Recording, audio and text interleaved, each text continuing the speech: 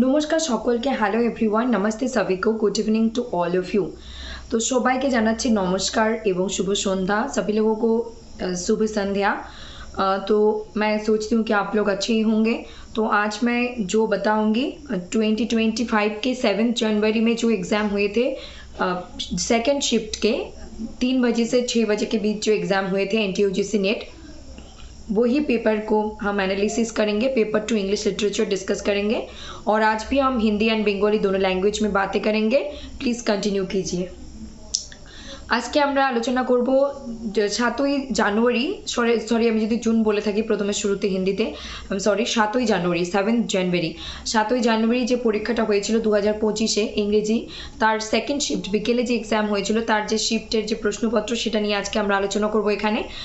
তো আজকেও বাংলা হিন্দি দুটো ভাষাতেই আলোচনা হবে, তোমরা তোমাদের সুবিধা মতো দেখে নিও, হয় প্রথমে বাংলা বলবো নয় হিন্দি বলবো, ঠিক আছে? আর অবশ্যই 15 মিনিট 20 মিনিট হয়তো লেগে যাবে। তো শুরু করা যাক। আর একটা কথা হচ্ছে যে আজকে হচ্ছে বিশ্ব পরিবেশ দিবস, ওয়ার্ল্ড এনভায়রনমেন্ট ডে, 5 জুন 2025। সকলকে জানাই বিশ্ব পরিবেশ দিবসের অনেক অনেক শুভেচ্ছা। আর আমরা আজকের দিনে আমাদের কয়েকদিন আগ থেকে বেশ আমরা এক সপ্তাহ ধরে আগে যখন লাইভ বানাচ্ছিলাম আমরা বেশ প্রকৃতি নিয়ে এবং মানব জীবন পশু পাখি নিয়ে আলোচনা করছিলাম। তো আমার মনে হয় যে আজকের দিনটা আরও গুরুত্বপূর্ণ। আজকে আমরা শুধু আজকের দিন বলে না, যেমন ফাদার্স ডে, মাদার্স ডে শুধু একদিন বলে বিশেষ একটা দিনে আমরা পালন করি, ঠিক আছে, একটা দিন রেখে দিয়েছি পালন করার জন্য, খারাপ কিছু নয়, কিন্তু পালন করার জন্য তো সারাটা বছর আমাদের হাতে 365 দিনই পিতা মাতার দিবস, 365 দিনই ভাই বোনের দিবস, 365 দিনই বিশ্ব পরিবেশ দিবস। এখানে আলাদা করে একদিনকে আমরা উদযাপন করি ঠিকই, কিন্তু আমাদের প্রত্যেকটা দিনই প্রত্যেকটা বিষয়ের জন্য ডেডিকেটেড বা সমর্পিত হওয়া উচিত। তো এটা আমি এখন হিন্দিতে বলবো, তারপর আমরা পড়াশোনায় যাচ্ছি। আর এটা একটা পড়াশোনার মধ্যে মানব জীবনের সাথে খুব একটা গুরুত্বপূর্ণ বিষয়, যেটাকে স্কিপ করা বা বাদ দেওয়া একদম ঠিক হবে না। আর এই মুহূর্তে দাঁড়িয়ে তো আমার মতে প্রত্যেকটা ইউটিউব চ্যানেল, প্রত্যেকটা সোশ্যাল মিডিয়ায় যে যাই ভিডিও বানাক, কমেডি বানাক বা যে কোনো টপিকের উপর ব্লগ বানাক, যাই বানাক, প্রকৃতিকে অ্যালার্ট করে দেওয়াটা আমার মনে হয় প্রত্যেকটা ভিডিওতে প্রত্যেকেরই কর্তব্য।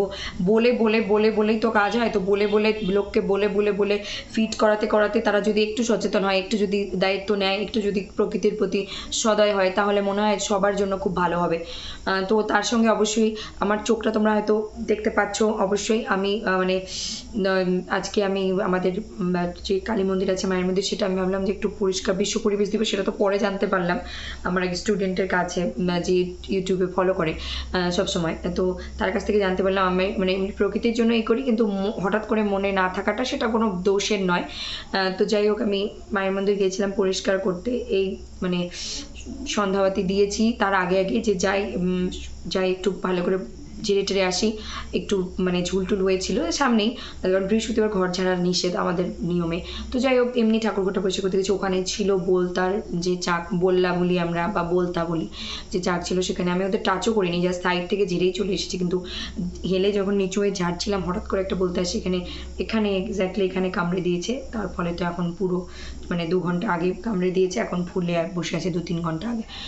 তো যাই হোক, বিশ্ব পরিবেশ দিবসে একটা আমাকে প্রকৃতির থেকে একটা উপহার দেওয়া হলো, সেটা হলো বলতার কামড়, ঠিক আছে, সেটাও আমি হাসি মনে গ্রহণ করলাম। কিন্তু যখন কামড়েছে তখন বুঝতে পেরেছিলাম, আর এখনও যে একটু ব্যথা করছে সেটা আমি বুঝতে পারছি, মাঝে মাঝে যে একটু চোখ দিয়ে জলও বেরোচ্ছে। আশা করি কোনো ওষুধের দরকার হবে না, চুন দিয়েছি, ন্যাচারালি ঠিক হয়ে যাবে, শুধু একটু সময়ের অপেক্ষা। তো আজকে আমরা আলোচনা শুরু করি। তার আগে অবশ্যই please do like, comment, share and subscribe to SP literature, hit the bell icon so that you never miss an updates. ज़्यादा से ज़्यादा like, comment, share and subscribe कर दीजिए और जुड़े रहिए एसपी लिटरेचर के साथ। प्रचुर परिमाणे लाइक, कमेंट, शेयर और सब्सक्राइब করে দেখতে থাকুন एसपी लिटरेचर, बेल आइकन के प्रेस করে রাখুন বা রাখুন, যাতে করে কোনো अपडेट्स मिस ना हो। आप लोग बेल आइकन को प्रेस कर दीजिए ताकि आपसे कोई भी इंपॉर्टेंट अपडेट्स इन्फॉर्मेशन मिस ना हो। और अभी हम शुरू करने जा रहे हैं। शुरू करने से पहले हिंदी में भी एक बात बोलती हूँ, हैप्पी वर्ल्ड एनवायरनमेंट डे। आज 5 जून 2025 है, विश्व प्रकृति दिवस है आज। और आज के दिन सिर्फ नहीं, 365 डेज में से हमें हर दिन वर्ल्ड एनवायरनमेंट डे को सेलिब्रेट करनी चाहिए। 365 डेज में से हमें हर दिन मामा पापा के लिए सेलिब्रेट करनी चाहिए, डेडिकेट करनी चाहिए, भाई बहन दोस्त, सिर्फ एक स्पेसिफिक दिन नहीं, सारे जो हम सेलिब्रेट करते हैं, जो इम्पॉर्टेंट चीज़ें हम सेलिब्रेट करते हैं, सारी चीज़ों को हर दिन सेलिब्रेट करनी चाहिए, ना कि सिर्फ एक दिन। तो ऑब्वियसली एक दिन में हम उसी चीज़ को डेडिकेट करते हैं, उसी दिन को समर्पित करते हैं उस चीज़ों के लिए, ठीक है। लेकिन हम ह्यूमन बीइंग होने के नाते हमारी रिस्पॉन्सिबिलिटी है कि हम हर दिन हर चीज़ की ध्यान रखें, ख्याल रखें। तो आज हम पिछले एक वीक से या फिर 1 वीक से हम लाइफ में भी नेचर के बारे में बहुत कुछ बोल रहे थे। तो इस करेंट सिनेरियो में अगर कोई भी यूट्यूबर, चाहे वो फेसबुक, यूट्यूब, इंस्टाग्राम, जहाँ पे भी हो, अगर अपने blog channel, comedy channel, cooking channel, जो भी चैनल है, अगर हर एक इंडियन सिटीज़न या फिर वर्ल्ड के जो सिटीजन्स है, पूरे विश्व ब्रह्मांड के जो लोग हैं, अगर हर एक अपने अपने चैनल में 30 सेकेंड के लिए अगर नेचर के लिए हर दिन 10 सेकेंड से 30 सेकेंड या फिर 1 मिनट के लिए कुछ कुछ बोले नेचर के लिए हर दिन, नेचर एंड एनिमल के लिए, तो मुझे लगता है ये बहुत बड़ी एक कोशिश होगी। और हम जो कहते हैं वो हमें सुनाई देते हैं, वही हम करते हैं। तो जितना हम फीड करेंगे लोगों को दिमाग में, उतना ही वो लोग करते जाएंगे। तो मुझे लगता है कि इससे अच्छा कोई रास्ता हो ही नहीं सकती लोगों को अलर्ट करने के लिए। तो इस लिटरेचर तो लास्ट 10 डेज से प्रॉमिस किए हैं खुद से कि हम पढ़ाई के साथ साथ इस चीज़ों के बारे में अलर्ट, मतलब इस चीज़ों के बारे में केयरनेस फैलाएंगे ज़रूर। वो है प्रकृति का ख्याल रखना, मम्मा पापा का ख्याल रखना, and animal, wild life animal and pet animal को भी ध्यान रखना, ताकि हम बैलेंस करके अच्छे से रह सके और इन फ्यूचर में भी जो भी जनरेशन्स आने वाले हैं वो लोग भी सेफ रहें, ठीक है। तो आज विश्व प्रकृति दिवस के लिए आप सभी लोगों को मेरी तरफ से बहुत बहुत शुभकामनाएं।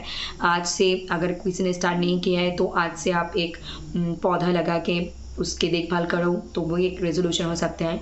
2025 के 6 महीने जा चुके हैं, मतलब और 6 महीने के बाद हमारे ये ईयर एंड हो जाएंगे। उससे पहले कुछ अच्छा अपने लाइफ में इम्प्लीमेंट करें, पढ़ाई के साथ साथ, करियर के साथ साथ, नेम फेम मानी पैसों के साथ साथ। ये भी बहुत मतलब सबसे बड़ी पुण्य के काम होंगे कि अगर हम नेचर की टेक केयर करें एंड हम साथ में लोगों की भी हेल्प करें, जो लोगों को नीड्स है, ज़रूरत है हेल्प की, है ना। उससे ज़्यादा अच्छा कुछ हो ही नहीं सकते। साथ में खुद के हेल्थ का ध्यान रखना, खुद के पढ़ाई का ध्यान रखना, करियर का ध्यान रखना, this is also important. Because आप अगर स्वस्थ नहीं होंगे, आप अगर फाइनेंशियली स्टेबल नहीं होंगे, तो आप दूसरों की हेल्प कैसे करेंगे, है ना। सो मैं आज मतलब मैं करती हूँ, मैं हमारी जो माँ काली टेम्पल है घर पे ही है, तो वो मैं झाड़ू पोछा करने के लिए गई थी इवनिंग के टाइम पे, शाम मतलब 5 बजे, 5:30 बजे गई थी। थोड़ा हुए थे कुछ डर्टी वगैरह, मतलब उसको झाड़ू पोछा करने के लिए गई थी। करने के जाने के बाद वहाँ पे जो वॉप्स हैं उनके एक उनके नेस्ट उन्होंने बना ली है, पार्ट्स के जो नेस्ट है, लाइक दैट वेब्स के जो घर है वो वहाँ पे बना ली है। तो मैंने उनके आसपास उनको टच भी नहीं किए, लेकिन उनको थोड़ी बहुत दिक्कत हुई थी मेरे झाड़ने से। लेकिन मुझे क्या पता था कि मैं जब नीचे होकर झाड़ू पोछा करूँगी तो एक वेब्स आके मेरी आईब्रोज के ऊपर काट लिया, और उसकी वजह से 3 घंटे में ये फैला गया है। सो आप लोग प्लीज़ डर मत जाना मुझे देखकर। और आज ये प्रकृति ने मुझे ये गिफ्ट दी है। और बहुत एक्साइटिंग बात ये है कि 23 जुलाई मेरी बर्थडे थी 2024 में। उस दिन मुझे 20 ने बाइट किए थे, मेरी पैरों की उंगली पर काट लिए थे, और उसकी वजह से मैं तो मेरी जान ही जा रही थी, ऐसे हो चुके थे, मेरे जान जाने वाले थे, ऐसे दर्द थे। और आज ये वर्ल्ड एनवायरनमेंट डे पे 2025 में, तो नेचर से ये एक गिफ्ट है मेरी, मतलब नेचर ने मुझे ये गिफ्ट दिए हैं।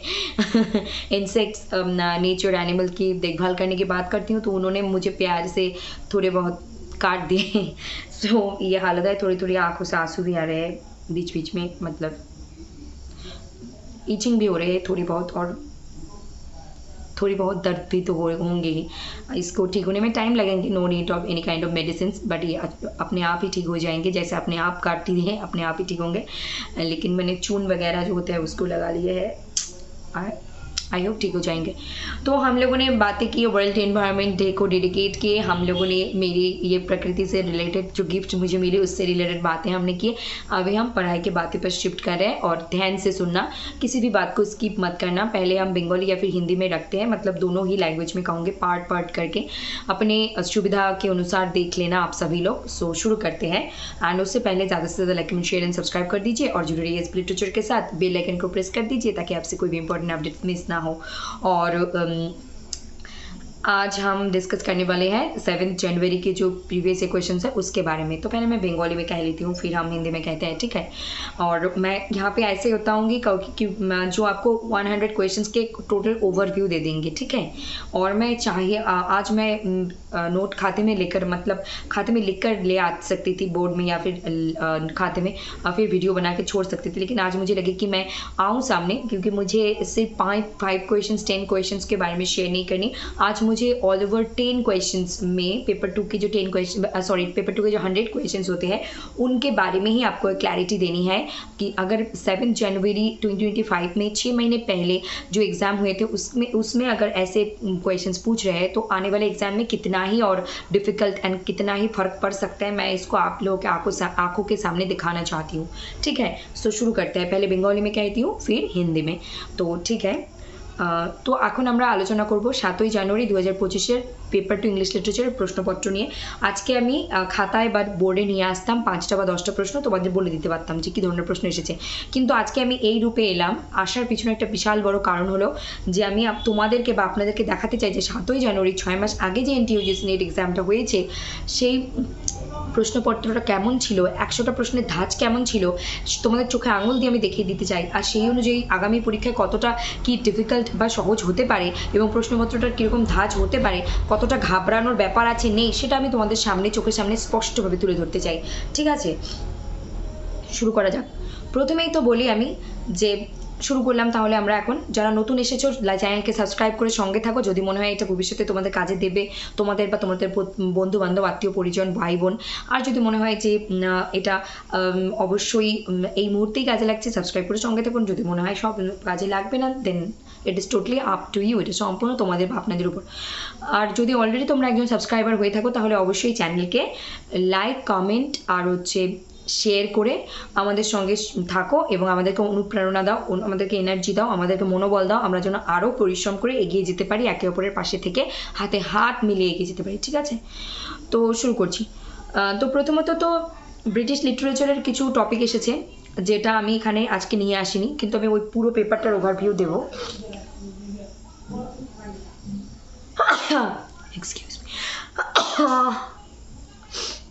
Excuse me sorry. তো স্ট্রিম অফ কনসিয়াসনেস এটা হচ্ছে কে দিয়েছেন, কেন দিয়েছেন, এটার বিষয়বস্তু কি, এটা লিটারি টার্মসের মধ্যে পড়ছে, ব্রিটিশ লিটারেচারের মধ্যেও পড়ছে। তার সঙ্গে ড্রামাটিক মনোলগ থেকেও প্রশ্ন এসেছে, তার সঙ্গে সাইকোঅ্যানালিটিক থিওরি ক্রিটিসিজম থেকে প্রশ্ন এসেছে, সিগমন্ড ফ্রয়েড থেকে প্রশ্ন এসেছে, অস্ট্রেলিয়ান অ্যাবরিজিনাল থেকে প্রশ্ন এসেছে, নেগ্রিটিউড থেকে প্রশ্ন এসেছে, মডার্নিজম থেকে প্রশ্ন এসেছে, কনসেপচুয়াল, নিউ ক্রিটিক থেকে ডিরেক্ট প্রশ্ন এসেছে, যে অপশন দেওয়া আছে কে নিউ ক্রিটিক হয় বা নয়, ডিকনস্ট্রাকশন থেকে প্রশ্ন এসেছে লাইন তুলে।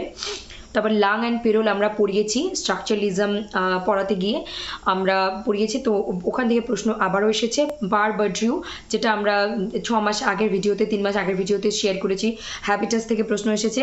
ফিগার অফ স্পিচ থেকে আমি টোটাল 5টা প্রশ্ন দেখতে পেয়েছি ফিগার অফ স্পিচ থেকে, কিভাবে মানে ম্যাচিং হিসেবেও এসেছে, একটা হিসেবে লিটোটাস থেকে চাওয়া হয়েছে, অ্যানাফেসিয়া মানে হচ্ছে আরও কী কী সব আছে লিটোটাসের, মানে 4টে প্রশ্ন দেখেছি। আর প্রস্তুতি থেকে একটা প্রশ্ন, টোটাল রেটরি প্রস্তুতি মিলে 5টা প্রশ্ন, 5টা মানে 5 দুগুণ 10 নাম্বার, এবং খুব সোজা সোজা, মানে একটু মনে রাখতে হবে। একটু নামগুলো শুনে একটু অদ্ভুত, প্রথমে যারা প্রিপারেশন নিচ্ছে তাদের অদ্ভুত লাগতে পারে, কিন্তু ভয়ের কোনো কারণ নেই।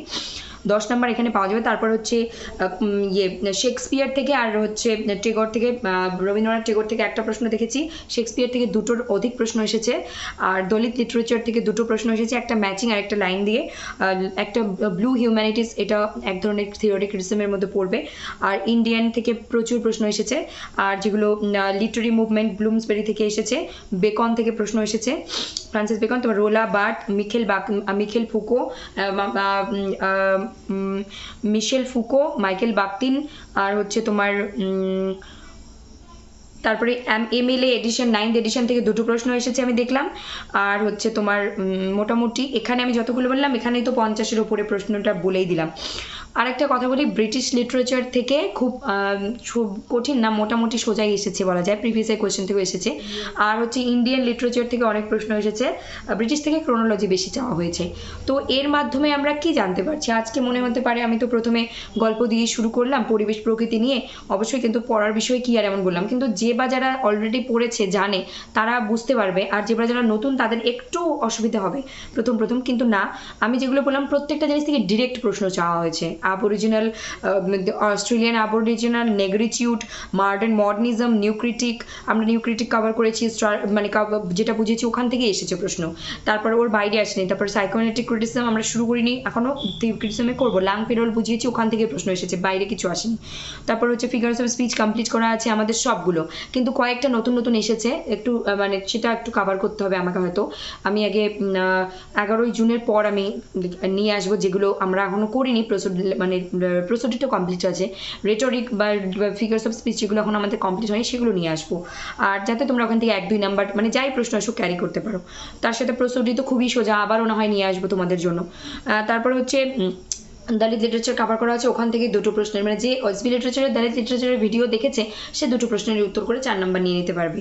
তারপর হচ্ছে MLA এডিশনের কথা বলা হচ্ছে, সেখান থেকেও প্রশ্ন আমি 2024-এর অফলাইনে প্রিভিয়াস কোয়েশ্চেনটা সলভ করাতে গিয়েই বলেছিলাম, ওখান থেকে প্রশ্ন চাওয়া হবে এবং চাওয়া হয়েছে এবং আগামীতেও চাওয়া হবে, এইবারেও চাওয়া হবে, তাই না? তো সেগুলো তো পড়তে হবে। লাং অ্যান্ড পেরোল আমি তো পড়াচ্ছিলামই, সেখান থেকে প্রশ্ন হচ্ছে। তাহলে 2025-এর 7ই জানুয়ারি, জাস্ট 6 মাসও ঠিকঠাক হয়নি, এই দিনের পরীক্ষার প্রশ্ন এগুলো ওভারঅল। আমি শুধুমাত্র এখন পরবর্তীতে নিয়ে আসবো এই পেপারটার, যেহেতু শুরু করেছি, যে ব্রিটিশ লিটারেচার থেকে কোনগুলো এসেছে, ইন্ডিয়ান লিটারেচার থেকে কোন রাইটার এসেছে, কী এসেছে, সব ডিটেল নিয়ে আসবো। পেপার 1-এরও নিয়ে আসবো, পেপার 2-এরও নিয়ে আসবো। কিন্তু আজকে আমি একটা ওভারভিউ দিতে চেয়েছি, টোটাল কয়েকটা জিনিস তুলে নিয়ে এসেছি আমি, 10টা, একবার মানে 15, মোটামুটি 15 থেকে 20টা বিষয় নিয়ে এসেছি টোটাল। 15 থেকে 20টার মধ্যেই তো এত প্রকাণ্ড ফিগার্স অফ স্পিচ থেকেই 4টা প্রশ্ন রয়েছে, 4-2 8, MLA থেকে 2, 2-2 4, তারপর হচ্ছে প্রসোডি থেকে 1টা, তারপর শেক্সপিয়ার থেকে 3টে প্রশ্ন এসেছে, 3-2 6, তারপর হচ্ছে দলিত থেকে 2টো প্রশ্ন এসেছে, 2-2 4, তাহলে থিওরি ক্রিটিসিজম থেকে মোটামুটি, তাহলে এখানে তো দেখলে মনে হবে আমি তো 15টা থেকে 20টা টপিক নিয়ে এসেছি, তাহলে কি করে এটা পসিবল হবে যে এখানে 50% কাভার? এখানে 50% কাভার আছে। থিওরি ক্রিটিসিজমে তো একটা প্রশ্ন হয় না, মিনিমাম 10-15টার উপরেই প্রশ্ন চাওয়া হয়। ইন্ডিয়ান থেকেও 15-20টা চাওয়া হয়, ব্রিটিশের ক্রোনোলজি থেকেই 10-11টা, 10 থেকে 15টা প্রশ্ন চাওয়া হয় শুধু ক্রোনোলজি, তারপর তো বাকি আছেই, তাই না? তো এই জিনিসগুলো আমি তোমাদের চোখের সামনে আঙুল দিয়ে ধরিয়ে দিতে চেয়েছি। আর তোমাদের যারা অলরেডি জানো সব কিছু তাদেরও হেল্প হবে, যারা মাঝে মাঝে মোটামুটি জানো তাদেরও হেল্প হবে, যারা নতুন তাদেরও হেল্প হবে। এটা আমি চোখে আঙুল দিয়ে দেখাতে চেয়েছি, তার জন্য কোনো প্যানিক করার বা কোনো রকম কোনো টেনশন করার দরকার নেই। তো আমি বলতে পারছি, হয়তো তোমরা বলতে পারবে যে আমার 6 বছরের এই বিষয়ের সাথে জুড়ে থাকার নেট বিষয়ে আমি 6 বছর ধরে স্টাডি করছি, আমি হয়তো জানি ওর জন্য আমার ইজি লাগছে না, আমারও তো সময় লেগেছে। তো যারা 1 বছর 2 বছর থেকে বলছে তাদের কাছেও ইজি লাগবে যদি তারা একটু ঠিক মানে গাইডেন্সে পড়ে, কারণ সবারই যে দেরি হবে বা সবারই যে বুঝতে অসুবিধা হবে তা তো নেই, সবার ক্ষেত্রটা আলাদা, সমান নয়, একরকম নয়, আলাদা আলাদা। তো আমার এগুলোই তুলে ধরার ছিল যে 2025-এর 7ই জানুয়ারির প্রশ্ন যদি এরকম ইজি থাকে, এরকম জানা জিনিসগুলো থেকে প্রশ্ন আসে, তাহলে 2025-এর জুনেই যে এক্সাম হতে চলেছে সেটার কি এমন আহামরি বা কঠিন চাওয়া হবে? না হয় 10টা কোয়েশ্চেন না হয় একদম আউট অফ দ্য বক্স চাওয়া হলো, বাকি 90টা কোয়েশ্চেন তো পড়ার মধ্যেই থাকবে, তাই না? তাহলে ভয় পাওয়ার কিছু নেই। আর প্রত্যেকটা এক্সামে কেউ 100টা প্রশ্নের উত্তর দিয়ে আজকে টপার হয়নি, বা কেউ 100টা প্রশ্নের মধ্যে 100টা প্রশ্নের উত্তর দিয়ে কেউ আজকে জিআরএফ পায়নি, ঠিক আছে? তারা 60টা 70টা প্রশ্নের উত্তর দিয়ে নেট জিআরএফ মানে পেয়েছি, পিএইচডি করে চাকরি করে করছে, তাই ঠিক আছে? তো আর একটা খুব ইম্পর্টেন্ট বিষয় হলো পোয়েট্রি আর হচ্ছে প্যাসেজ, মানে হচ্ছে তোমাদের জন্য এই প্যাটার্নটাই লাস্ট 5-6 মানে আগের থেকে 20 বছর ধরে চলছে, 30 বছর ধরে চলছে, কিন্তু তারপরেও বলবো যে লাস্ট 5 বছর ধরেও আমি যদি দেখি 5-6 বছর ধরে প্যাটার্নটা ফলো হচ্ছে, তো এটাতে হালকাভাবে নেওয়ার কিছু নেই। 5টা পোয়েট্রি প্যাসেজ থেকে প্রশ্ন আসবে, 5টা প্রোজ প্যাসেজ বা যেগুলো প্যারাগ্রাফ থেকে আসবে প্রশ্ন। তো এটা যদি আমরা পেপার 1-এর যদি রিডিং কম্প্রিহেনশন প্র্যাকটিস করি, তাহলে পেপার 2-এরও তো রিডিং কম্প্রিহেনশন আর্টসের যে প্যারাগ্রাফ আননোন প্যাসেজ, সেখানে একই রকম প্রসেস থাকছে, হেল্প শুধু একটু এটা একটুখানি পেপার 1 আর এটা পেপার 2 এইটুকুই ডিফারেন্স, কিন্তু এমনিতে কিন্তু একটা অ্যাপ্রোচ কিন্তু যদি মানে রপ্ত করতে পারি তাহলে দুটোরই কিন্তু 5-2 10, 5-2 10, 20টা নাম্বার আমরা নিতে পারবো। আর পোয়েট্রি প্যাসেজেরও একটু তোমাকে পোয়েট্রি অ্যানালিসিস করা জানতে হবে। তো এখানে কিন্তু 5টা পোয়েট্রির প্রশ্ন, 5টা প্যারাগ্রাফের প্রশ্ন, 5-2 10, 5-2 20টা নাম্বার, মানে এখানে 20 নাম্বার, তারপর রেটরিক প্রসূতি বা ফিগার্স অফ স্পিচ আর প্রসূতি মিলে ওখানে 5 দুগুণ 10 নাম্বার, 30টা নাম্বার, তারপরে এমএলএ থেকে দুটোর, মানে এই করে করে তো এখানেই তো আমি একদম চোখে আঙুল দিয়ে দেখিয়ে দিচ্ছি। স্ট্রিম অফ কনসিয়াসনেস থেকে একটা প্রশ্ন 2 নাম্বার, সাইকোঅ্যানালিটিক ক্রিটিসিজম থেকে একটা প্রশ্ন 2 নাম্বার, সিগমন্ড ফ্রয়েডের আলাদা আরও সিগমন্ড ফ্রয়েডকে দুবার দেখলাম চাওয়া হয়েছে, পার বার্ডরিকেও চাওয়া হয়েছে। আমি এর আগে বানিয়ে দিয়েছি যে কোন কোন কার কার থেকে কি চাওয়া, হ্যাবিটাস থেকে মানে 5 বছর ধরে আমি দেখছি 1 বছর 2 বছর পর পর অল্টারনেটিভলি কোনো না কোনো শিফটে ঠিক চাওয়া হচ্ছে। পার বার্ডরুকে, তারপর হচ্ছে জার্গেন হাবারমাসকে, এগুলো যেন একদম এনটিএর খুব প্রিয় বিষয় এবং খুব একটা বেসিক জিনিস যেগুলো থেকে প্রশ্ন চাওয়াই হবে, যেমন জন মিল্টন, যেমন শেক্সপিয়ার, ঠিক তেমনি যেন পার বার্ডরিউ, তারপর হচ্ছে গিয়ে জার্গেন হাবারমাস, নেগ্রিচিউট, অস্ট্রেলিয়ান অ্যাবরিজিনাল, এগুলো যেন তাদের খুব একটা জানা জিনিস, সেগুলো থেকে প্রশ্ন চাওয়া হয়। তো কি করে এখানে আমি যে নিয়ে এলাম, আমি যদি হিসাব করে ধরে দিই আমি তো দেখাতে পারবো এখান থেকে 60 নাম্বারের মানে কাভার হয়ে যাবে, যেগুলো আমি বললাম এখানে 60 নাম্বার এখানেই কাভার হয়ে যাবে, বাকি 40 নাম্বারের আমি নিয়ে আসছি পরে ইন্ডিয়ান আর ব্রিটিশ লিটারেচার থেকে, ঠিক আছে? তাহলে আমাদের পুরো 100টা প্রশ্ন কিভাবে এলো বুঝতে পারবো। আর এটা কিন্তু রিসেন্ট এক্সাম হয়েছে, 24-এ আমরা অফলাইন এক্সাম হয়ে ক্যান্সেল হতে দেখেছি, সেই কোয়েশ্চেন পেপার দেখেছি অনেকটা মোটামুটি ইজি ছিল। তারপরের এক্সাম যে খুব আহামরি টাফ ছিল তা নয়, একটু ডিফিকাল্ট ছিল কিন্তু অনেকটা ভালো ছিল। আমি যেবারে যে 7ই জানুয়ারি এক্সাম দিয়ে ক্র্যাক করলাম এক্সাম, 182 নাম্বার পেয়ে আর 4টে প্রশ্ন হলে আমার জিআরএফ হয়ে যেত। যাই হোক, তারপর হচ্ছে তোমার এই যে এগুলো প্রশ্ন এইবার 7ই জানুয়ারির আমরা আলোচনা করছি, খুব কঠিন কিন্তু না, বললামই তো খুব জোর কঠিন হলে না হয় 5টা কোয়েশ্চেন কঠিন হবে, 10টা হবে, তার বেশি আর কি হবে, তাই না? বাকি তো আমাদের 90টা প্রশ্ন আমাদের হাতে রয়েছে।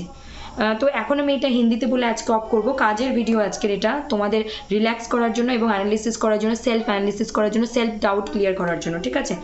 তো আজকের ভিডিওর ইউটিউবের যে ভিডিও থাম্বনেইলই থাকবে, এটা থাকবে previous year question analysis paper 2 English literature 7 জানুয়ারি যে সেকেंड शिफ्ट সেটা, ঠিক আছে?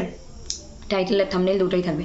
तो मुझे आप लोगों को यही कहनी है कि हम लोग आज मैं आप लोगों के आंखों के सामने दिखा दूंगी कि कैसे, और अवश्य like comment share and subscribe करो ना, देखते इस लिटरेचर आप लोगों को दिखा दूंगी कैसे क्वेश्चन आए हैं 7 जनवरी 2025 में, जस्ट 6 महीने भी ठीक से नहीं हुए हैं। तो डरने की कोई बात नहीं है, जो लोग आप नए हो उनके भी डरने की कोई बात नहीं है, जो लोग आप ऑलरेडी जान चुके हो 50% से ज़्यादा सिलेबस कवर कर रखे हो उनको भी डरने की कोई बात नहीं है, जिनका 100% सिलेबस कवर हो चुके हैं उनको भी डरने का कोई ज़रूरत नहीं है, क्योंकि हम दिखाते हैं। पहले तो मैं स्ट्रीम ऑफ कॉन्शियसनेस से क्वेश्चंस पूछे गए हैं, स्ट्रीम ऑफ कॉन्शियसनेस के ये लिटरेरी टर्म्स और लिटरेरी डिवाइस में पढ़ते हैं और ये ब्रिटिश लिटरेचर के भी पार्ट है। तो आप यहाँ पे पढ़ो ये कंसेप्ट क्या है, इससे जुड़े कितने व्यक्तित्व हैं, कौन पर्सनालिटी है और कौन राइटर है और क्यों है, और उनके भी आदर्श वर्क के क्रोनोलॉजिकल प्रिपरेशन करो, देन इट इज ओके और डन। नेक्स्ट है ड्रामेटिक मोनोलॉग, ड्रामेटिक मोनोलॉग के कंसेप्ट को क्लियर करो, ये भी literary device and British literature से रिलेटेड है, दोनों ही में है। साइकोएनालिटिक क्रिटिसिज्म में सिगमंड फ्रॉइड को पूछे गए हैं, सिगमंड फ्रॉइड को और अलग से भी मैचिंग में पूछे गए हैं 2 बार, तो नेचुरली सिगमंड फ्रॉइड एक इंपॉर्टेंट फिगर बन जाता है, उनको पढ़ना है। फिर हो सकता है कि कुछ अलग क्वेश्चन कर ले सिगमंड फ्रॉइड से, लेकिन उनके वर्क्स को भी क्रोनोलॉजिकली प्रिपेयर रखो। फिर एबोरिजिनल, ऑस्ट्रेलियन एबोरिजिनल जो प्रीवियस क्वेश्चन में एक बार नहीं बार बार पूछे गए थे उसके बारे में क्वेश्चन आए हैं। नेग्रिट्यूड से भी पहले क्वेश्चन पूछे गए, आज भी क्वेश्चन पूछे जा रहे हैं।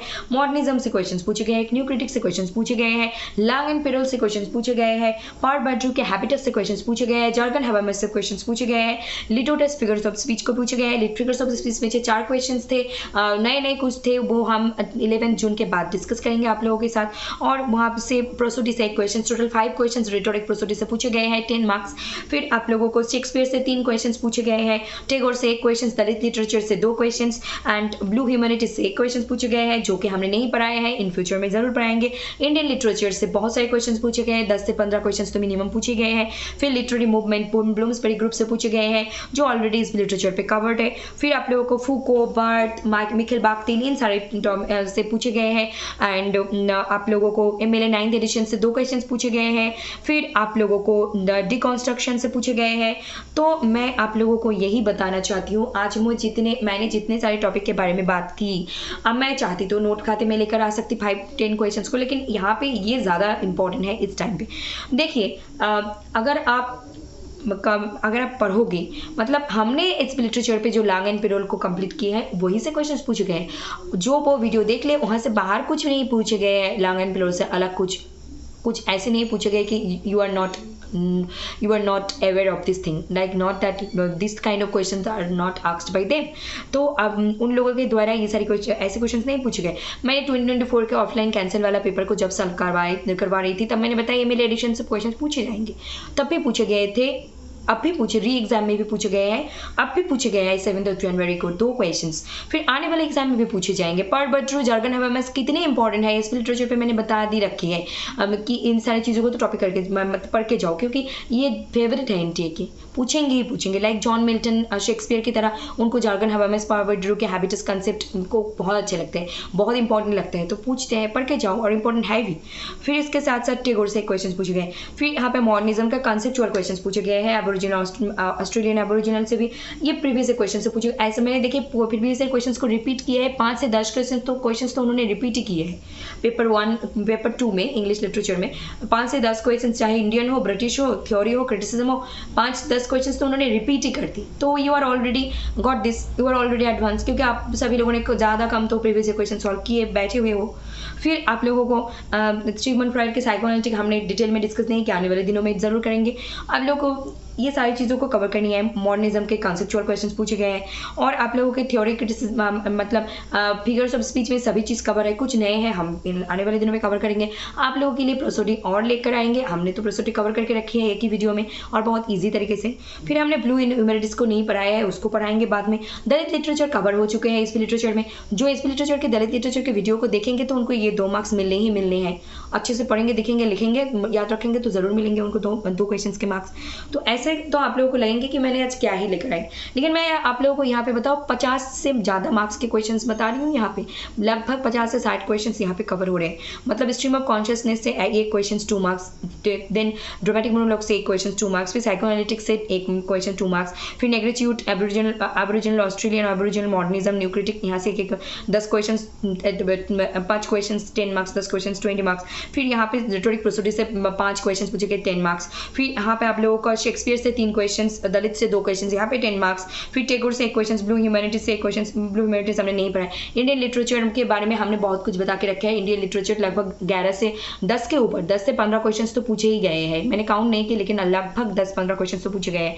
लिटरेरी मूवमेंट ऑल कवर्ड है, सारे लिटरेरी मूवमेंट इस लिटरेचर पे कवर्ड है।